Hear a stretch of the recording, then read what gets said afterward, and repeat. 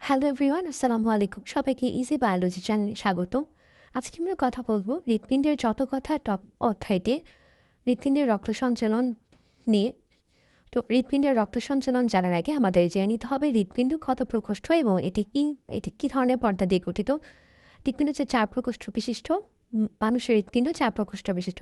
অন্য প্রাণী কারো 2টি। তো মানুষের হৃৎপিণ্ড হচ্ছে পেরিকার্ডিয়াল নামক এক আবরণ দিয়ে গঠিত, পেরিকার্ডিয়াম নামক আবর্তন দিয়ে গঠিত এবং এটি পেরিকার্ডিয়াল ফ্লুইড থাকে এই দ্বিস্তরী পর্দার মধ্যে। তো হৃৎপিণ্ডের হচ্ছে 4টা প্রসেসের মাধ্যমে হৃৎপিণ্ডের রক্ত সঞ্চালনটা ঘটে। একটা হচ্ছে অলিন্দ, তার অলিন্দের ডায়াস্টল, অলিন্দের সিস্টল, নিলয়ের সিস্টল এবং নিলয়ের ডায়াস্টল। তো আমরা প্রথমেই ফিরে আসি আমাদের প্রথম স্টেপ অলিন্দের ডায়াস্টল নিয়ে। তো এখানে আমরা দেখতে পাচ্ছি হৃৎপিণ্ডের 4টা প্রকোষ্ঠ আমি সব কিছু ইন্ডিকেট করে দিয়েছি। এটা ডান অলিন্দ, এটা বাম অলিন্দ, ডান নিলয় এবং বাম নিলয়। তো প্রথমে যখন আমাদের অলিন্দের ডায়াস্টল ঘটবে, মানে অলিন্দ দুটি প্রসারিত হবে। প্রথমে অলিন্দ প্রসারিত হওয়ার সাথে সাথেই অলিন্দের ভিতর ডান অলিন্দে সমস্ত শরীর থেকে কার্বন ডাইঅক্সাইডযুক্ত রক্ত ঊর্ধ্ব মহাশিরা এবং নিম্ন মহাশিরা দিয়ে এসে প্রবেশ করবে। অন্যদিকে বাম অলিন্দে এসে সে একই সময়ে ফুসফুসীয় শিরা থেকে অক্সিজেন সমৃদ্ধ রক্ত এসে প্রবেশ করবে বাম অলিন্দে। তাহলে কি হলো, অলিন্দের ডায়াস্টল মানে উপরে দুটো অংশ, দুটো প্রকোষ্ঠ একই সাথে প্রসারিত হলো এবং একপাশে পুরো শরীর থেকে কার্বন ডাইঅক্সাইড সমৃদ্ধ রক্ত এসে প্রবেশ করলো, আর অন্যদিকে অক্সিজেন সমৃদ্ধ রক্ত এসে প্রবেশ করলো। এখানে দেখার বিষয় যেটা ফুসফুসীয় শিরা, আমরা এখানে দেখতে পাচ্ছি শিরা, নিম্ন মহাশিরা, ঊর্ধ্বমহাশয় শিরা। শিরার কাজটা কি, আমরা এটা আগেই পড়ে এসেছি যে শিরা হচ্ছে সাধারণত কার্বন ডাইঅক্সাইডযুক্ত সমৃদ্ধ রক্ত আমাদের শরীরে প্রবাহিত করে, আর ধমনী এর কাজ হচ্ছে অক্সিজেন সমৃদ্ধ রক্ত প্রবাহিত করে। তো স্বাভাবিকভাবে এখানে আমাদের ঊর্ধ্ব মহাশিরা, নিম্ন মহাশিরাতে কার্বন ডাইঅক্সাইডযুক্ত রক্ত এসেছে, কিন্তু এখানকার একটা ডিফারেন্ট শিরা যেটা হচ্ছে ফুসফুসীয় শিরা নামে পরিচিত, এটা কার্বন ডাইঅক্সাইডযুক্ত রক্ত না এনে আমাদের জন্য নিয়ে এসেছে অক্সিজেন সমৃদ্ধ রক্ত ফুসফুস থেকে। এটা একটু ডিফারেন্ট শিরা, আমরা এটা মনে রাখবো। তো এরপর আমরা আমাদের আলোচনায় ফিরে আসি। অলিন্দের কাজটা শেষ, এবার অলিন্দের সিস্টম। অলিন্দ তো রক্তপূর্ণ হয়ে গেল, এবার অলিন্দ সংকুচিত হবে। ডান এবং বাম দুটো অলিন্দ সংকুচিত হয়ে এখানে একটা কপাটিকা থাকবে, একটা পর্দা, একটা ত্রিস্তরীয় পর্দা যেটাকে আমরা ট্রাইকাসপিড নাম দেব। আমি এখানে সংক্ষিপ্তভাবে লিখলাম। আর বাম অলিন্দে যেটা, বাম অলিন্দ এবং বাম নিলয়ের মাঝে যে কপাটিকা সেটাকে বলবো হচ্ছে ডাইকাসপিড, মানে দ্বিস্তরী পর্দা।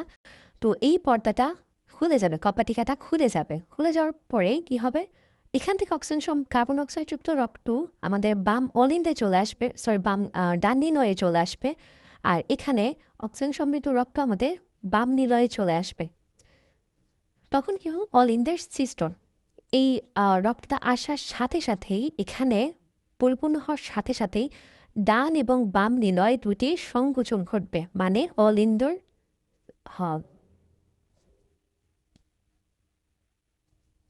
তো এখানে ডান এবং বাম অলিন্দ থেকে রক্তটা আসার সাথে সাথে অলিন্দের সিস্টল ঘটবে। অলিন্দের সিস্টল মানে অলিন্দ দুটি সংকুচিত না হলে এখান থেকে তো রক্ত নিলয়ে আসবে না। তো প্রথমে আমরা দেখলাম অলিন্দের ডায়াস্টল, এখন আমরা দেখতেছি অলিন্দ সংকুচিত হচ্ছে, রক্তগুলা ট্রান্সফার করে দিচ্ছে পরবর্তী প্রকোষ্ঠের দিকে। এরপর এখানে বাম নিলয় আর ডান নিলয় এবং বাম নিলয় দুটি হচ্ছে প্রসারিত হবে। প্রসারিত হয়ে এখান থেকে রক্তটা নিবে, নেওয়ার পরে কি হচ্ছে,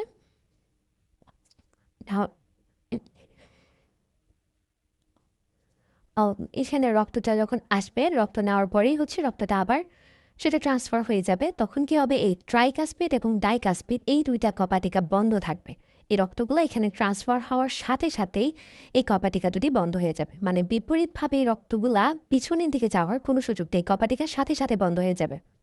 তারপর এই রক্তগুলা আমাদের বাম অলিন্দ থেকে রক্তটা চলে যাবে কোথায়, বাম অলিন্দে আমরা জানি যে আমাদের রক্তটা হচ্ছে কার্বন ডাইঅক্সাইড যুক্ত রক্ত, সেটা চলে যাবে আমাদের ফুসফুসীয় ধমনী, মানে কার্বন ডাইঅক্সাইড যুক্ত রক্তটা চলে যাচ্ছে ফুসফুসীয় ধমনী দিয়ে।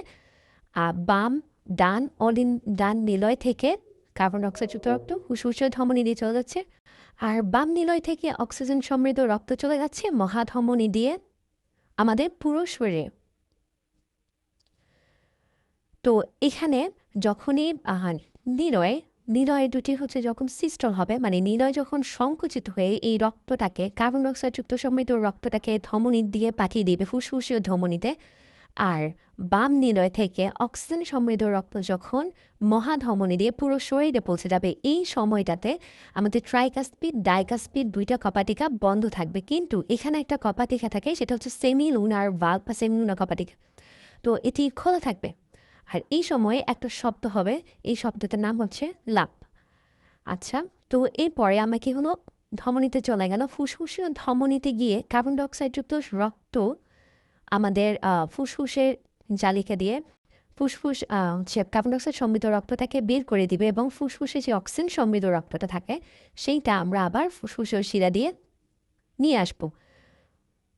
তো এখানে যেটা হচ্ছে, ফুসফুসের শিরা দিয়ে আবার রক্তটা আবার চলে আসবে বাম অলিন্দু, এবং ওইদিকে আবার কার্বন ডাইঅক্সাইড যুক্ত সমৃদ্ধ রক্ত আবার চলে আসবে বাম ডান অলিন্দুতে। তো এই সময় হচ্ছে হবে নিলয়ের ডায়াস্টোন, মানে তখন হচ্ছে এই নিলয়টা প্রসারিত হয়ে যাবে।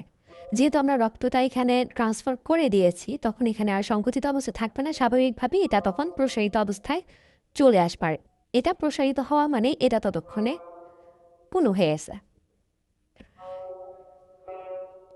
তো এটা যখন প্রসারিত হবে নিলয় নিলয় যখন প্রসারিত হবে, তখন এইটাকে আমরা বলবো নিলয়ের ডায়াস্টল প্রসেস। তো এটা যখন প্রসারিত হবে, তখন এখানে এই ট্রাইকাস্পিড টাইকাস্পিড বাল্বগুলো খুলে যাবে, তখন এখানে যে শব্দটা হবে, তখন এটাকে বলবো আমরা ডাব। তাহলে আমাদের দুইটা শব্দ, এই যে লাভ এবং টাপ, এই দুইটা শব্দ যখনই গঠিত শুরু একটা পর একটা চলবে, এই দুইটা শব্দ এই দুটো শব্দ হওয়ার মাধ্যমে আমাদের পুরো প্রসেস, হৃৎপিণ্ডের সংকোচন, উপরে দুইটা প্রকোষ্ঠ সংকোচন, দুইটা প্রকোষ্ঠ ছেদ, প্রসারণ, আবার দুইটা প্রকোষ্ঠ সংকোচন, আবার দুইটা প্রকোষ্ঠ প্রসারণ, এই চারটা প্রসেস যখন ঘটবে, এই পুরো প্রসেসটা ঘটতে পুরো প্রসেস করতে 0.8 সেকেন্ড সময় নেয়। আর প্রতি মিনিটে এই প্রসেসটা পুরোটা একবার ঘটে সাধারণত সুস্থ মানুষকে 60 থেকে 100 বার। আর এটাকেই আমরা বলি হার্ট রেট বা হার্টবিট, যেটাকে বলি। আচ্ছা, তো আমাদের তাহলে মোটামুটি বোঝা গেল যে জিনিসটা অ্যাকচুয়ালি কী ধরনের। আশা করছি সবার ব্যাপারটা সহজ লাগবে। ধন্যবাদ।